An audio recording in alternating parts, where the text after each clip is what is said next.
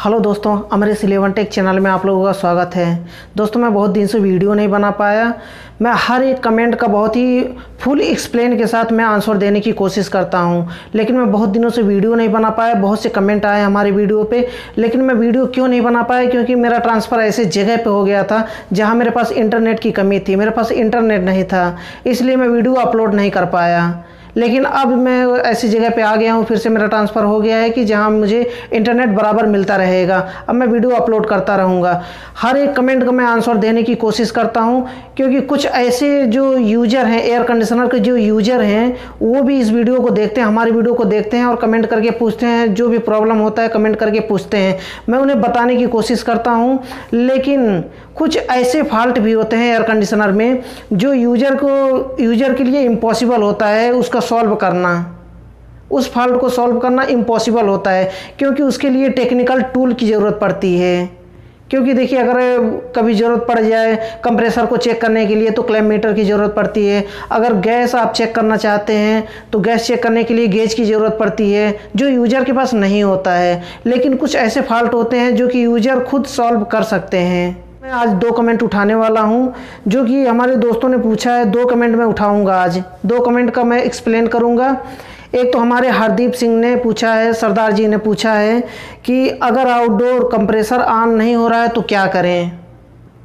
इसके पहले भी मैं ये वीडियो बना चुका हूं, लेकिन फिर भी आज मैं एक्सप्लेन करूंगा इसको अच्छे से। हो सकता है कि उस वीडियो में समझ में ना आया हो, लेकिन आज मैं फिर से एक्सप्लेन करूंगा इसे।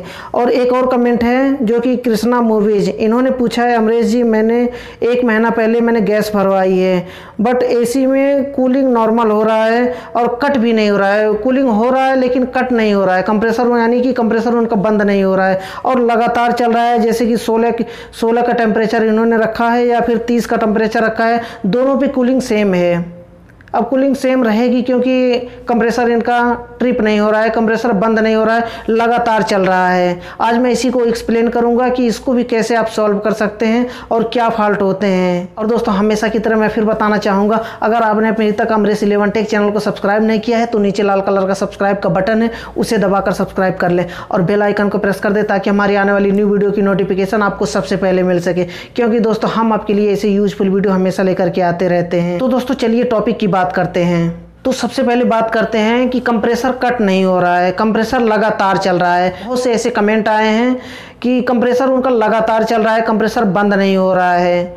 तो देखिए, कंप्रेसर लगातार चलने का एक कारण होता है कि आपका अगर देखिए सेंसर अगर ख़राब है, सेंसर के ऊपर मैंने एक वीडियो बना रखा है। सेंसर का भी प्रॉब्लम होता है, लेकिन कुछ और भी प्रॉब्लम होता है जो कि कंप्रेसर लगातार चलता है। सेंसर का भी प्रॉब्लम होता है। सेंसर को आप चेक कर लें, अगर सेंसर ख़राब है, सेंसर कैसे चेक करना है उसके लिए भी कई वीडियो है, आप चैनल पे जा कर के देख सकते हैं कि सेंसर को कैसे चेक करना है। वैसे भी अगर आप सिंपल आप चेक करना चाहते हैं सेंसर कि हमारा सेंसर काम कर रहा है कि नहीं, एयर कंडीशनर चल रहा है और उसके बाद सेंसर आप कूलिंग कॉइल में ऐसे लगा होता है सेंसर, उसे आप निकालें और गिलास में बिल्कुल ठंडा चिल्ड पानी आप ले लें और गिलास में उस सेंसर को डाल दें। ऐसे सेंसर को डाल दें। अगर सेंसर आपका सही है, काम कर रहा है, तो थोड़ी देर के बाद गिलास में डालते ही तुरंत आपका कंप्रेसर बंद हो जाएगा, ट्रिप हो जाएगा। तो समझ लीजिएगा आपका सेंसर सही है। लेकिन उसके बाद भी एक फॉल्ट ऐसा होता है जो कि पीसीबी में होता है। अगर आपका कंप्रेसर डायरेक्ट चल रहा है तो उसे आप कैसे चेक करेंगे कि कौन सा फॉल्ट है। आप क्या करें कि रिमोट से बंद करें। आपका स्प्लिट एयर कंडीशनर है तो आप चेक करने के लिए, आपका एयर कंडीशनर चल रहा है और आउटडोर में कंप्रेसर भी चल रहा है, फैन मोटर भी चल रहा है, लेकिन आप क्या करें कि चेक करने के लिए आपका सेंसर ख़राब है या फिर आपका पीसीबी में प्रॉब्लम है, उसके लिए आप रिमोट से बंद करें एयर कंडीशनर को।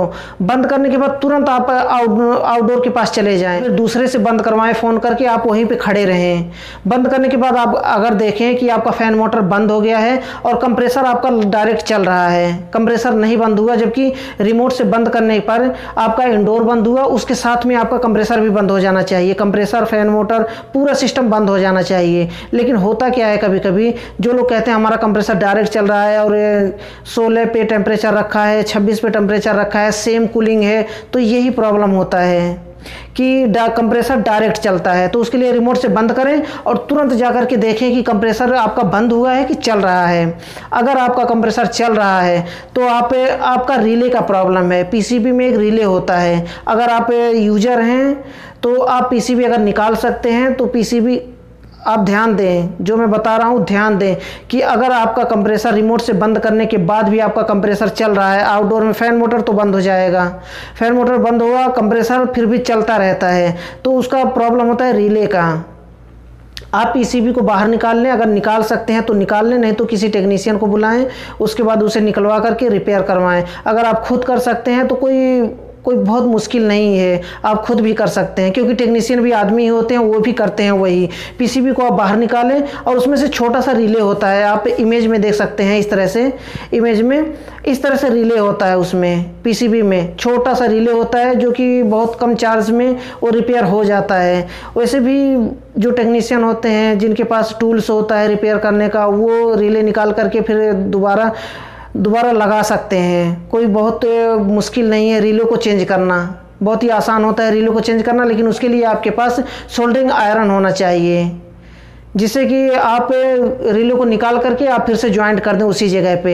लेकिन आप नहीं कर सकते हैं तो पीसीबी को निकाल लें और बाहर ले जा करके कहीं भी जो इलेक्ट्रॉनिक का जो शॉप होता है वहाँ पर जा करके आप रिपेयर करवा सकते हैं और ला करके फिर वापस उसी जगह पे जैसे जिस तरह से आपने तार निकाला है उसी तरह से आप लगा सकते हैं। अगर आप यूजर हैं, आप नहीं चाहते हैं टेक्नीशियन, आप कुछ ऐसे भी यूजर होते हैं, कुछ जिनके पास एयर कंडीशनर होता है जो आउट एरिया में होते हैं, टेक्नीशियन उनके घर पे महीनों 2 महीने तक नहीं पहुंच पाते हैं।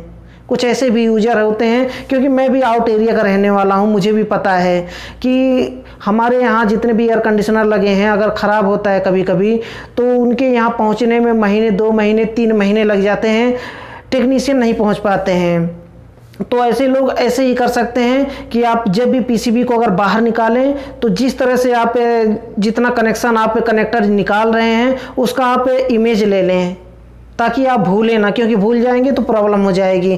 क्योंकि फिर आप पीसीबी रिपेयर करके लाएंगे तो उसी जगह पे आपको लगाना है, वही तार उस जितना भी थिम्बल आपने निकाला है उसको उसी जगह पे लगाना है। इसलिए आप इमेज को कैप्चर करके रख लें और रिपेयर करके लाके लगा दें, फिर आपका एयर कंडीशनर वर्किंग में आ जाएगा, फिर आपका एयर कंडीशनर काम करने लग जाएगा। अगर यह प्रॉब्लम है तो कि आपका कंप्रेसर डायरेक्ट चल रहा है, कंप्रेसर डायरेक्ट चलने का यही कारण होता है कि रिले ख़राब होता है, उसमें छोटा सा रिले होता है पीसीबी के अंदर, ब्लैक कलर का रिले होता है, वही जब ख़राब होता है तो डायरेक्ट हो जाता है कंप्रेसर। फिर रिमोट से भी बंद करेंगे इंडोर तो इंडोर आपका बंद हो जाएगा, लेकिन आपका कंप्रेसर फिर भी डायरेक्ट चलता रहेगा। तो इस तरह से आप अपने पीसीबी को रिपेयर करवा सकते हैं बहुत ही आसानी से। आई होप कि आपको समझ में आ गया होगा कि आपका कंप्रेसर डायरेक्ट चल रहा है और कूलिंग सेम है, चाहे आप 16 पे टेम्परेचर रखे हैं या फिर आप 26 पे टेम्परेचर रखे हैं, तो आपको समझ में आ गया होगा। अगर नहीं फिर भी समझ में आया है तो आप कमेंट करके पूछ सकते हैं। अब दूसरा कमेंट हमारा है जो कि इन्होंने पूछा है, हरदीप सिंह ने, अगर आउटडोर का कंप्रेसर ऑन नहीं हो रहा है, जो सही तरीका है चेक करने का उसे मैं बताऊंगा कि सही तरीका क्या होता है। कि कंप्रेसर अगर आपका स्टार्ट नहीं हो रहा है, फ़ैन मोटर चल रहा है कंप्रेसर स्टार्ट नहीं हो रहा है, या फिर फ़ैन मोटर नहीं चल रहा है कंप्रेसर भी नहीं चल रहा है, या फिर पूरा आउटडोर नहीं चल रहा है, तो उसका सही नियम क्या होता है चेक करने का। सबसे पहले आपके पास क्लब मीटर तो होगा ही, अगर नहीं होगा तो फिर क्लब मीटर आपके पास क्लब मीटर होना चाहिए चेक करने के लिए। क्योंकि आप सबसे पहले आप सप्लाई चेक करें अपने इंडोर के पास से कि आउटपुट सप्लाई हो रहा है कि नहीं। सबसे पहले ये चेक करना होगा कि इंडोर से आपका output supply PCB output supply दे रहा है कि नहीं आउटडोर को। क्योंकि अगर वही पीसीबी सप्लाई नहीं दे रहा है तो फिर आपका आउटडोर कैसे चलेगा। इसलिए आप चेक करें पहले कि आपका पीसीबी सप्लाई दे रहा है आउटपुट, तो फिर आप आउटडोर के पास जाएं। अब वहाँ पर जाने के बाद आपके पास एक कंप्रेसर का सप्लाई होता है, उसमें तीन टर्मिनल होते हैं कंप्रेसर में, कॉमन, रनिंग, स्टार्टिंग।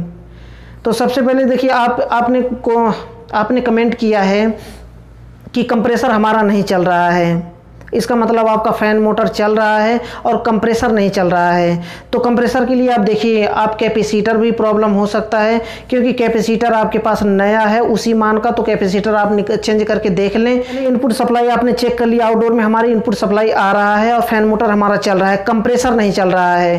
तो कैपेसिटर आपके पास नहीं है या फिर है, लेकिन ये नियम है कि आप कंप्रेसर को डायरेक्ट स्टार्ट कर लें। कंप्रेसर को कैसे डायरेक्ट स्टार्ट करना है उसके लिए भी आपको वीडियो मिल जाएगा। आप चैनल पे जा कर के सर्च कर सकते हैं, वहाँ से वीडियो आपको मिल जाएगा कि कंप्रेसर को डायरेक्ट कैसे स्टार्ट करते हैं।